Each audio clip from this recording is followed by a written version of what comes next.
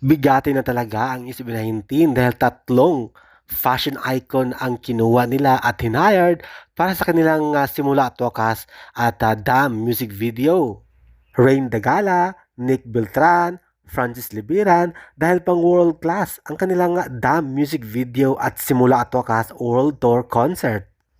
At ito nga, medyo marami na rin ang nagawang kabutihan o pagiging stylist ni Rain Dagala sa ating SB19 Boys sa kanilang pagbisita sa South Korea Billboard at pag-guest nila at pagpunta sa Taiwan kamakailan lamang.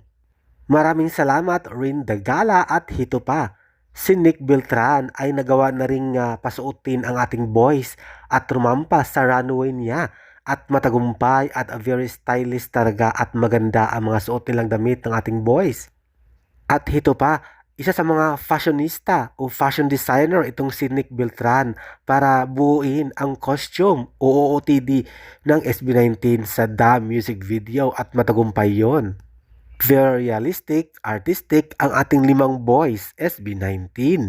Talaga namang mabusisi ang ating tatlong fashion icons na sina Nick Beltran, Rain Dagala at Francis Libiran para sa ikakabuti ng fashion statement ng SB19 para pang world class at pang international ang dating ng kanilang music video at simula at wakas world tour concert, costume and OOTD.